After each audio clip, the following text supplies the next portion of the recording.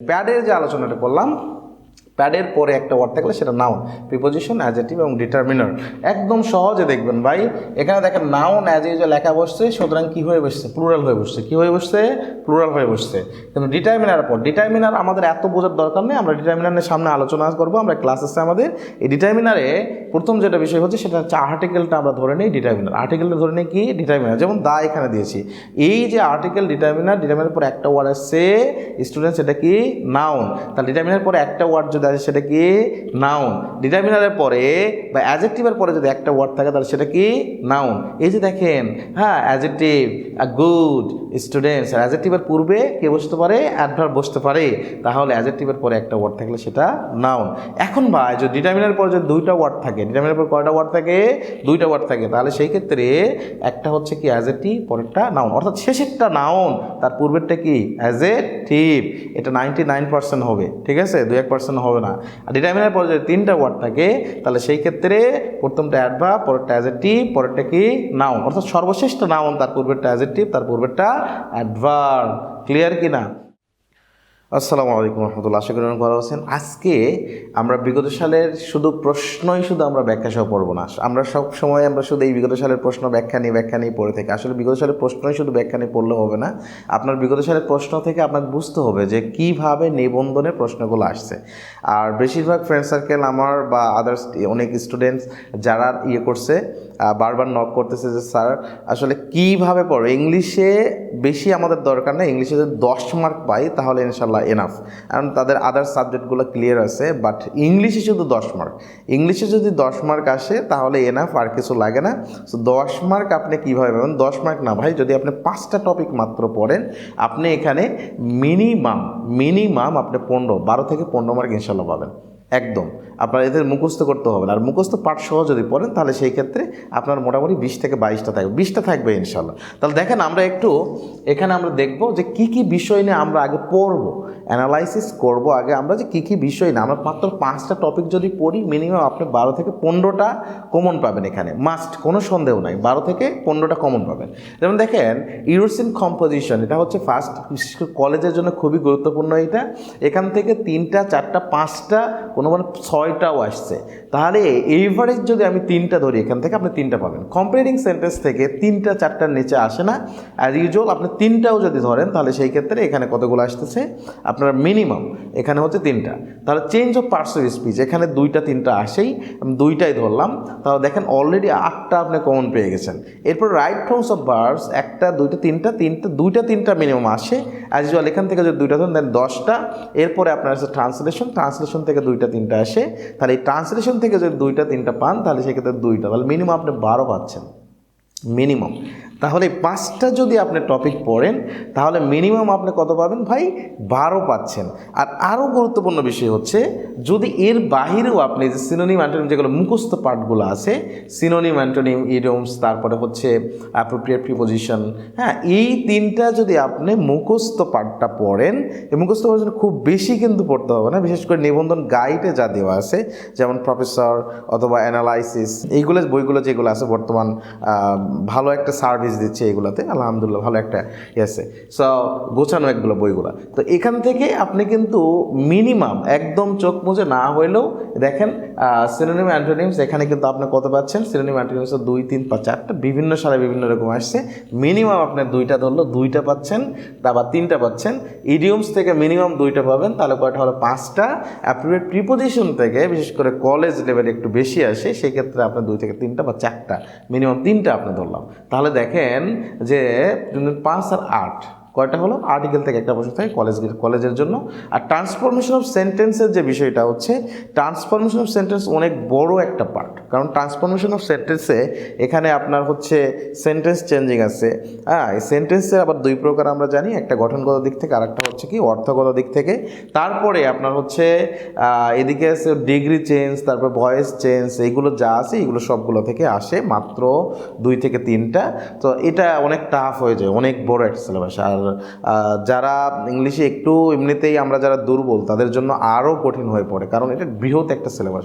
প্রথমে আপনাদের যতটুকু এই 5টা বিষয়ে যেটা দেখাইছি, এই 5টা পড়তে যত সময় লাগবে শুধু ওই চেঞ্জিং সেন্টেন্স বা পার্টস ওই যে আপনার ট্রান্সফরমেশন সেন্টেন্স পড়তে তার চাইতে বেশি সময় লাগবে, বুঝছেন? তো সুতরাং এই 3 মার্কের জন্য আপনার এত 2-3 মার্কের জন্য এত ইয়ে করার দরকার নেই। আর আপনি ভাই 25-এর মধ্যে 25 চাইলে আপনি পাবেনও না, ঠিক আছে? 25-এর মধ্যে 25 এটা অনেক টাফ। তো সেই ক্ষেত্রে আপনার এখানে ভয়েসটা পড়ে নিতে পারেন। ভয়েস পড়লে ভয়েস থেকে একটা প্রশ্ন আসবেই, অ্যান্ড আদার্স যেগুলো আছে সেগুলো থেকে 1-2টা আসে। তো সেই ক্ষেত্রে আমরা যেই বিষয় নিয়ে এখানে আলোচনা করব সেটা হচ্ছে যে এখানে এই 5টা টপিক, স্পেশালি এই 5টা টপিক নিয়ে, এই 5টা টপিকে যত আলোচনা আছে, এই 5টা টপিকে যত আলোচনা আছে এবং বিগত সালে কোশ্চেন আছে, কোশ্চেনগুলো আমরা আগে অ্যানালাইসিস করব। অ্যানালাইসিস করার পরে তারপরে এই 5টার আলোকে যেগুলো কোশ্চেনগুলো আসছে সেগুলো সলভ করব, এবং যেখান থেকে আমাদের পড়তে হবে সেই বিষয়গুলো ইনশাল্লাহ আমরা দেওয়ার চেষ্টা করব এখানে। অর্থাৎ কমপ্লিট একটা সেশন আপনি পাবেন ইনশাল্লাহ, ইফ আল্লাহ লাইভ মি, যদি আল্লাহ আমাকে বেঁচে রাখে ইনশাল্লাহ, এবং আমাকে যদি সুস্থ রাখে ইনশাল্লাহ, I will make you in different wise. এটা ইনশাল্লাহ সর্বোচ্চ চেষ্টা করব আমি।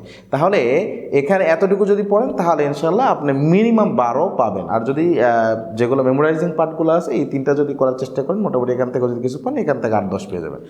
আচ্ছা, তাহলে দেখেন আজকে খুব গুরুত্বপূর্ণ যেটা হচ্ছে সেটা হচ্ছে কম্পোজিশন। এই যে ইউরোসিন কম্পোজিশন, তারপর completing sentence, right tones, verbs, এইগুলো বোঝার আগে আপনাকে যেটা বুঝতে হবে সেটা হচ্ছে change of parts of speech. Parts of speech সম্বন্ধে একটা আপনাকে ধারণা রাখতে হবে। সুতরাং এই পার্টস অফ স্পিচ সম্বন্ধে আজকে আমরা আলোচনা শুরু করব। তার পূর্বে আমরা দেখব যে change of parts of speech থেকে আমাদের কেমন প্রশ্নগুলো আসছে, change of parts of speech থেকে আমাদের প্রশ্নগুলো কেমন আসছে এগুলো আমরা একটু দেখব। প্রশ্ন দেখার পরে আমরা এখানে ডিসিশন নেব যে কিভাবে আসছে। দেখেন প্রথম নম্বর প্রশ্ন এখানে দেওয়া আছে যে এটা কলেজ তোমার এটা আসছে যে what is the verb form of the friend. আমরা এখন সলিউশনে যাচ্ছি না, আমরা এখন সলিউশনে যাব না, জাস্ট আমরা দেখবো যে প্রশ্নগুলো কীভাবে আসছে। So what is the verb form of the friend. তাহলে ফ্রেন্ডের ভার্ব ফর্মটা কি? তার মানে একটা ওয়ার্ড দেওয়া আছে, সেই ওয়ার্ডের ভার্ব ফর্ম কি, কখন আবার আসতে হচ্ছে নাউন ফর্ম কি। হ্যাঁ, যেমন এখানে আসছে কি ডিসিটার ভার্ব ফর্ম কি, ডিসিটার ভার্ব ফর্ম আসছে। তারপরে দেখেন যে এখানে হচ্ছে এখানে হোমলিটা কোন পার্টস অফ স্পিচ, এখানে হোমলিটা কোন পার্টস অফ স্পিচ এটা আসছে।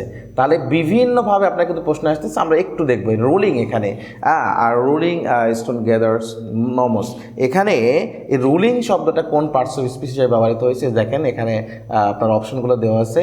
এরপরে আপনার আরও যেভাবে আসছে সেটা হচ্ছে যেমন হি ফাদার দ্য প্ল্যান, এখানে ফাদারটা কোন পার্টস অফ স্পিচ হিসাবে ব্যবহৃত হয়েছে।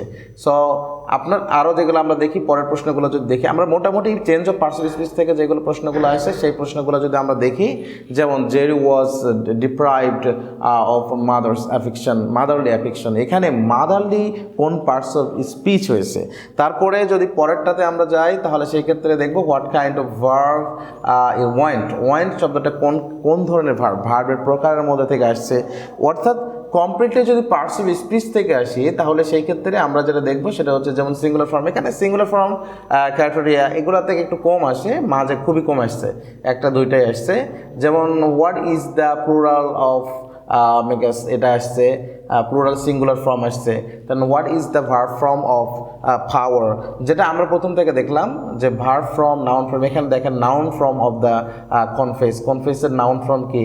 তারপরে যদি আমরা আসি সেটা হচ্ছে যেমন the plural number of spectrum, তারপরে আসছে আমাদের হচ্ছে the noun form of the NGO.